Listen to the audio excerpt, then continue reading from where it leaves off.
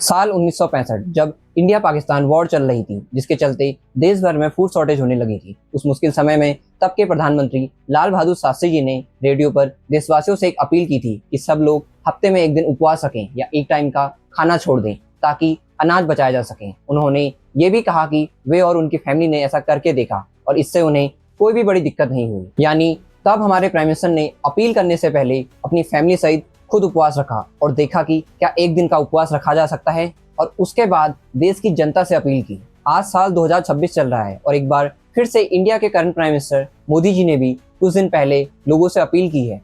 जैसे आजकल जो विदेशों में शादियों का, विदेशों में घूमने का, विदेशों में वैकेशन पर जाने का मिडिल क्लास में कल्चर बढ़ता जा रहा है, तो कम से कम एक साल के लिए हमें विदेशों में जाने की बातों को टालना चाहिए। इस साल भर तक घर में कोई भी फंक्शन हो, कोई भी कार्यक्रम हो, हम सोने के गहने नहीं खरीदेंगे, सोना नहीं खरीदेंगे। Work from home, online conferencing, virtual meetings, इनको हमें फिर से प्राथमिकता देनी है। अगर हम तेल खाना कम करें ना, तो भी वो देशभक्ति का बहुत बड़ा काम है। हम मेड इन इंडिया चीजें खरीदकर भी विदेशी मुद्रा बचा सकते हैं। पेट्रोल डीजल का संयम से इस्तेमाल करना। साथियों, हमें पेट्रोल डीजल का उपयोग कम करना होगा। लेकिन क्या यह अपील करने के बाद मोदी जी खुद ऐसा कर रहे हैं? क्या वे शास्त्री जी जैसा कर पाएंगे या यह अपील सिर्फ आम जनता को ही फॉलो करनी है? आपको क्या लगता है? कमेंट करके जरूर बताएं। कुछ लोगों का मानना है कि जब ये अपील की गई उसके कुछ दिन बाद तक ही ऐसा नहीं दिख रहा था कि वे इस अपील को खुद फॉलो कर रहे हैं। चलिए देख लेते हैं कि अपील करने के बाद प्रधानमंत्री कहां कहां जा चुके हैं। मोदी जी ने 10 मई को देश की जनता से अपील करने के बाद ही कई जगह रोड शो किए, वो भी काफिले के साथ। लेकिन जब सोशल मीडिया में ये बात उठी कि प्राइम मिनिस्टर खुद कम गाड़ियां क्यों नहीं इस्तेमाल कर रहे हैं, तो उसके बाद कुछ वीडियो क्लिप्स में देखा जा सकता था कि वे सिर्फ 2 गाड़ियों से चल रहे हैं। फिर 11 मई को वे जामनगर गुजरात में रैली करते हैं। 11 मई को ही वे सोमनाथ टेम्पल जाते हैं, वहां भी भाषण देते हैं और इस वीडियो में देखिए जहां वे एयर शो का मजा लेते हुए भी देखे जा सकते हैं। और फिर मोदी जी सरदार धाम हॉस्टल में स्पीच देते हैं। यहाँ सवाल यह उठता है कि जब पब्लिक सेक्रीफाइस की बात होती है तो क्या लीडर को खुद इन चीजों को फॉलो नहीं करना चाहिए? और अब पेट्रोल और डीजल के दाम भी बढ़ गए हैं, जिससे आम जनता और परेशान हो रही है। फैशन हो गई है, जैसे ही वैकेशन हुआ बच्चों के हाथ में विदेश की टिकट पकड़ा देते हैं, विदेश में जाके वैकेशन कर रहे हैं। और अब जनता से अपील करने के कुछ दिन बाद ही मोदी जी फॉरेन विजिट पर जा चुके हैं। ये देखिए 15 मई को वे यूएई गए।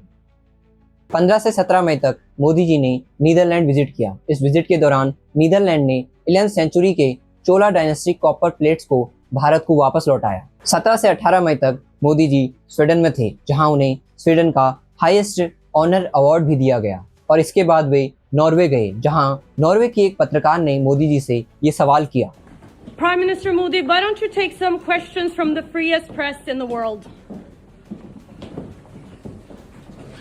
और मोदी जी ने इन सवालों के जवाब तक नहीं दिए। शायद मोदी जी को बिना स्क्रिप्टेड क्वेश्चन के आंसर देना पसंद नहीं है, तभी तो 12 सालों में उन्होंने एक भी प्रेस कॉन्फ्रेंस नहीं की है। नॉर्वे प्रेस फ्रीडम इंडेक्स में नंबर 1 पर है, तभी देखा भी जा सकता है कि कैसे पत्रकार दूसरे देश के प्राइम मिनिस्टर से भी ऐसे तीखे क्वेश्चन करने की हिम्मत रखते हैं। क्या कभी भी आपने इंडियन मीडिया को ऐसे सवाल करते हुए देखा है? अगर मेन मीडिया सरकार से क्वेश्चन कर रही होती तो आज वर्ल्ड फ्रीडम इंडेक्स में इंडिया 157 रैंक पर नहीं होता। नॉर्वे के बाद मोदी जी इटली की प्राइम मिनिस्टर जॉर्जिया मेलोनी से भी मिले। Prime Minister Modi brought us a gift, a very, very good toffee. Melody. और ये सारी विजिट्स 20 मई को खत्म हुई। अब इस फॉरेन विजिट को लेकर कई बड़े नेता जैसे पंजाब के सीएम भगवंत मान कह रहे हैं कि जब पीएम खुद विदेश जा रहे हैं तो जनता पर पाबंदी क्यों? वहीं दूसरी तरफ गवर्नमेंट का कहना है कि ये कोई पर्सनल टूरिज्म नहीं था। सरकार के मुताबिक इस क्राइसिस के समय इंडिया को सुरक्षित रखने के लिए यूएई से ऑयल गैस डील्स करना और यूरोपियन कंट्रीज से इन्वेस्टमेंट लाना एक जरूरी डिप्लोमेटिक ड्यूटी थी। अब सवाल यह है कि क्या ऐसे फॉरेन विजिट को क्राइसिस के समय टाला जा सकता था या फिर देश हित में ये फॉरेन विजिट्स वाकई जरूरी थी? आपको क्या लगता है?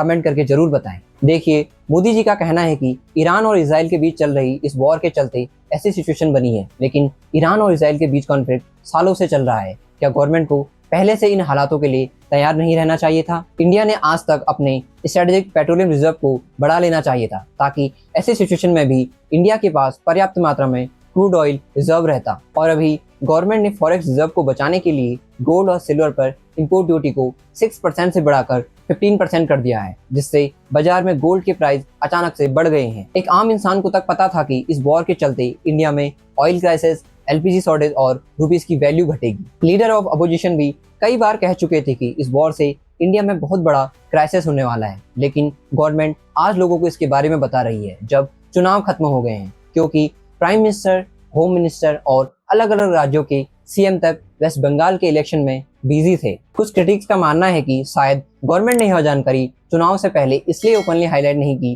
क्योंकि उसे डर था कि इसका असर वोटर्स और इलेक्शन रिजल्ट पर पड़ सकता है, और इलेक्शन में हुए भारी खर्च के बीच क्या रिसोर्सेज को दूसरी चीजों में इस्तेमाल नहीं किया जा सकता था। देखिए, हाल ही में जो वेस्ट बंगाल में इलेक्शन हुए हैं उसमें इस बार 90 लाख से ऊपर वोटर्स के नाम काटे गए हैं। इलेक्शन कमीशन का कहना है कि स्पेशल इंटेंसिव रिवीजन मतलब एसआईआर के तहत केवल फर्जी और डुप्लीकेट नामों को ही वोटर लिस्ट से हटाया गया है, लेकिन टीएमसी, बीजेपी और चुनाव आयोग पर यह एलिगेशन लगा रही है कि ये इलेक्शन फेयर तरीके से नहीं हुए और जानबूझकर एसआईआर के नाम पर उनके वैलिड वोटर्स को भी हटाया गया है। और इस एसआईआर से रिलेटेड कई मामले सुप्रीम कोर्ट में भी गए हैं, जहां खुद ममता बनर्जी और उनकी पार्टी इसके खिलाफ कानूनी लड़ाई लड़ रही है। ये एलिगेशन कितने सीरियस हैं अब ये सुप्रीम कोर्ट ही डिसाइड करेगा। देखिए, इलेक्शन तो होते रहते, लेकिन क्या गवर्नमेंट की रिस्पॉन्सिबिलिटी नहीं थी कि लोगों को पहले से ही इन हालातों के बारे में आगाह किया जाए? और अब अपील करने के बाद अगर प्राइम मिनिस्टर खुद इन चीजों को फॉलो नहीं करेंगे तो इससे लोगों तक क्या मैसेज जाएगा? क्या सिर्फ